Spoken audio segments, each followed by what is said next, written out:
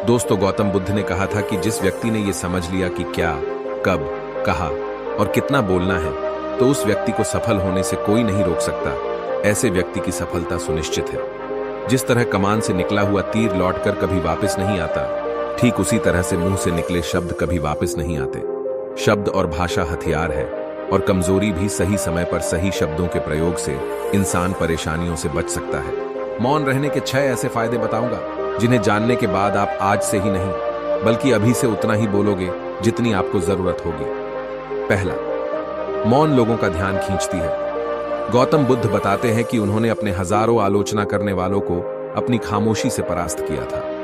वो खामोश रखकर अपने आलोचना करने वालों को विचारों में उलझाए रखते थे, और सही समय आने पर वह अपने आलोचकों को ईंट का जवाब पत्थर से देते थे। चुप यानी चुप्पी किस तरह लोगों के ध्यान को ग्रहण करती है, यह बात आप इस उदाहरण से समझ सकते हो कि जब क्लासरूम में टीचर किसी विषय पर बात करते हैं तो छात्र उनके बात को बिल्कुल ध्यान से सुनते हैं, लेकिन जब अचानक टीचर या स्पीकर बोलना बंद कर देते हैं तो सभी लोग आश्चर्य में पड़ जाते हैं।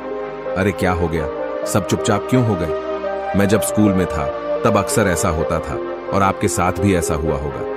ठीक यही फार्मूला हमारे दैनिक जीवन में भी लागू होता है। जब आप अपने काम से काम रखते हो, दूसरों के मामले में दखल नहीं देते हो, जरूरत हो तभी बोलते हो, तो लोगों का ध्यान आपके ऊपर जाता है। और अगर आप कम बोलते हो, जरूरत हो तो तभी बोलते हो, तो लोग आपकी बातों को ज्यादा महत्व देंगे। लोग आपकी बात को उन लोगों की तुलना में ज्यादा प्रेफरेंस देंगे, ज्यादा याद रखेंगे जो लोग बिना जरूरत के बकबक करते रहते हैं। दूसरा, मौन बातचीत में मदद करता है। शांत रहना मोल भाव करते वक्त आपकी बहुत ज्यादा हेल्प कर सकता है। बातचीत के दौरान जब आप अचानक चुप हो जाते हो और सामने वाले इंसान को जवाब नहीं देते हो, तो ये खामोशी उस दूसरे इंसान को ये सोचने पर मजबूर कर देती है कि आखिर आप क्या सोच रहे हैं।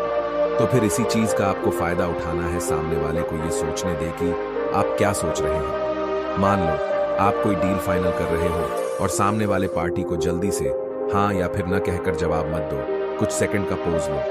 आपकी ये चुप्पी सामने वाले इंसान को परेशान करेगी, और वो सामने वाला इंसान बोलकर आपकी इस खामोशी को भरना चाहेगा। उनको सारी बातें बोलने दें, जिससे आपको बातचीत आगे बढ़ाने में मदद मिलेगी और आपका साइड बातचीत के दौरान ज्यादा भारी रहेगा। तीसरा, मौन आपको विश्वास बनाने में मदद करता है। कैसे?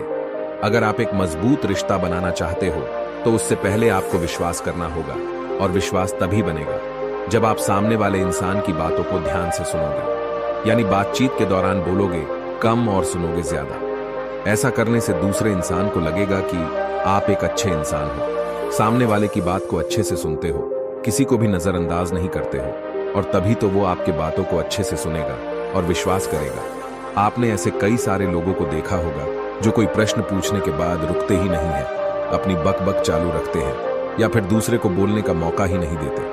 अगर आप भी ऐसा करते तो आपको दूसरे इंसान के बारे में जानने का मौका ही नहीं मिलेगा। लोग आपके प्रश्नों का जवाब ही नहीं देंगे। इसीलिए कोई भी प्रश्न पूछने के बाद आप चुप हो जाओ। आप अपना राय मत दो, लोगों का क्या राय है उस बात पर, उस प्रश्न पर आप जानने की कोशिश करो। शायद आपको कुछ नया सीखने को मिल जाए। चौथा, ध्यान केंद्रित करना। मौन रहने से हम ध्यान केंद्रित करने में सक्षम होते हैं। हमें किसी विषय पर अधिक विचार करने और उसे समझने का समय मिलता है।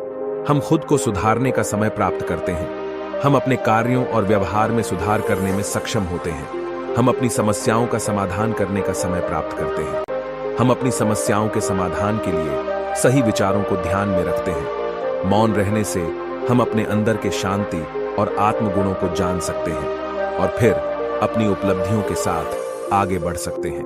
पांचवा, नम्र शक्ति। मौन एक शॉर्ट पावर है, मतलब एक ऐसी पावर से है जिसकी मदद से आप सामने वाले से बिना लड़े हरा सकते हैं। इसका सबसे बेहतरीन उदाहरण है महात्मा गांधी जी, जो कि सत्य और अहिंसा के मार्ग पर चले थे और बिना लड़े उन्होंने अंग्रेजों को धूल चटाई थी। महात्मा गांधी जी जानते थे कि अगर हमने अंग्रेजों से लड़ाई की तो हम उनसे कभी नहीं जीत पाएंगे।